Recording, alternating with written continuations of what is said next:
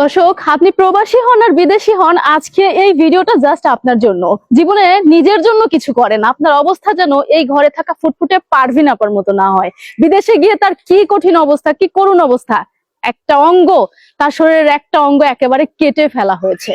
দর্শক, কতটা মর্মান্তিক হতে পারে একটা ঘটনা। উনি কিন্তু সৌদি আরব প্রবাসী ছিলেন। দেখেন সরাসরি আজকে আমি দেখাবো। এই দেখেন রাস্তার জায়গায় উনি কোনো মতো ঘর করে এখন জীবনযাপন করছে। এটাকে জীবন বলে না, অথচ উনি একজন রেমিটেন্স যোদ্ধা ছিলেন। ভিডিওটা কিন্তু শেয়ার করতে হবে আর ভিডিওটা দেখতে হবে যে পারভিন আপার জীবনে কি ঘটেছিল, সৌদিতে তার সাথে কি হয়েছিল। আপনি কি সেই প্রবাসী পারভিন আপা? জি, আমি সেই পারভিন আপা, আমি সেই প্রবাসী। আমি দুবার করে বিদেশে গেছি, কিছু করতে পারিনি। আজ আমার এই করুণ অবস্থা। আরে আল্লাহ, এখানে থাকেন? জি, এই জায়গায় থাকি। আপনারই তো একটা অঙ্গ কেটে ফেলা হয়েছে না? হ্যাঁ, আমার পায়ের আঙ্গুল কেটে ফেলা দিয়েছে। দর্শক আসেন আপনাদের দেখাবো একটা মানুষের জীবন চিত্র কত নির্মম হতে পারে। মানে উনি প্রথম দর্শনে আমাকে দেখে হু করে কেটে ফেলেছেন। আপনি কি আমাকে চিনেন? না। তাহলে আপনি কাঁদছেন কেন? আপনার কাছে আমি সহযোগিতা চাচ্ছি, সবার কাছে, দেশের সবার কাছে আমি সহযোগিতা চাচ্ছি। সবাই আমাকে সহযোগিতা করুক, আমি বাঁচতে চাই। আমি একটু চিকিৎসা হয় বাঁচতে চাই। আল্লাহ যেন আমাকে সুস্থতা দান করুক। পৃথিবীতে আমার আপন বলতে কেউ নাই। আমি পরের কাছে পালিত হয়েছি, পরের আমার বিয়ে দিছে। তার মানে আপনি পালিত মেয়ে? জি, আমি পালিত মেয়ে। আপনার বাবা মা নাই আপা?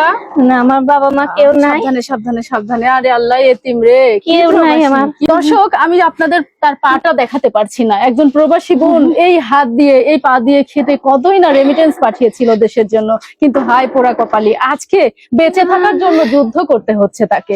এই হচ্ছে আপা, প্লিজ বসেন, আসেন, আমাকে ধরেন, আমাকে ধরেন। আহারে ইস, মানুষের ফুলের মতো ফুটফুটে জীবন যে কিভাবে অন্ধকারচ্ছন্ন হতে পারে পারভিন আপাকে না দেখলে বুঝতাম না। প্রিয় দর্শক দেখেন তো, রাজকন্যার মতো চেহারা, তাই না?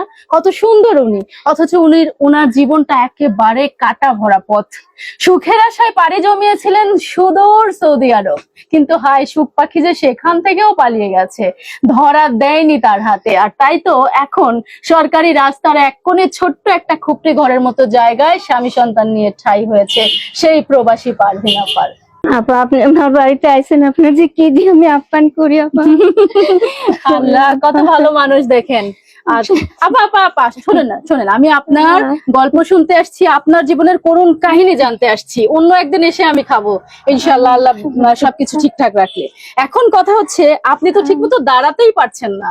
আমার পায়ের আঙ্গুলি কেটে ফেলাইছে আপা, আমি কিভাবে দাঁড়াবো? আমার পায়ের আঙ্গুল নাই। আমি ভালো মানুষ ছিলাম, দুইবার করে সৌদি আরব গেছি, কিন্তু কিচ্ছু করতে পারিনি। আমি আমার জীবনে কিচ্ছু করতে পারিনি। আজকে পরের জায়গায় থাকি আমি। দুইটা মেয়ে, আমি এই প্রবাসে দুইবার করে যাই, দুইটা মেয়ে বিয়ে দিছি। একটা মেয়ে আছে কোন রকম ভালো, আর একটা মেয়ে কপাল খুব খারাপ, আমার কাছে পড়ে রয়েছে। আজ 1 বছর ধরে আমার কাছে পড়ে রয়েছে এই মেয়েটা। তার আবার একটা মেয়ে আছে, সেটাও পালতে হয় আমারে।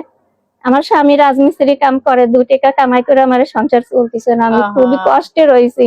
আমার পা কেটে ফেলাইছে, আমি এখানে ওষুধও খাইতে পারতেছি না, খুব কষ্টে রয়েছি। আপনারা সবাই আমাকে একটু সহযোগিতা করেন।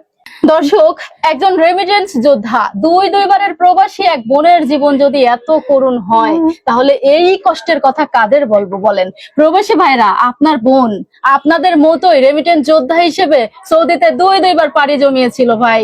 যা কিছু কামিয়েছিল, দুইটা মেয়েকে বিয়ে দিছে, এবং এই পর্যন্ত এখন যে অবস্থায় তিনি জীবনযাপন করছে, এটা কোনো মানুষের জীবন হতে পারে না। তাই ভিডিওটা শেয়ার করবেন আপনার বোন হিসেবে। এই যে দেখেন আপনার বোনের কান্না, একটু ঔষধের জন্য, এক মুঠো ভাতের জন্য, 1 গ্লাস পানির জন্য। কি আহাজারি। প্লিজ ভিডিওটা শেয়ার করেন আর পারভিন আপার পাশে থাকেন। মানে আমি ভাবতে পারিনি যে এই মহিলার কাছে এসে আমি এতটা হৃদয়গ্রাহী একটা চিত্র আপনাদেরকে দেখাতে পারবো। উনার শরীরের যে কি অবস্থা, নিচের পোরশনটা যদি আমি দেখাতে পারতাম তাইলে অন্তত একটু ভালো লাগতো, কিন্তু ভাই রেস্ট্রিকশন থাকার কারণে আমি সেটা করতে পারলাম না। যাই হোক, আমি জানি আপনারা আমার কথাই বিশ্বাসী। তো প্রবাসী ভাইরা আপনার ভিডিওটা দেখছে, অনেক অনেক অনেক ভালো তারা।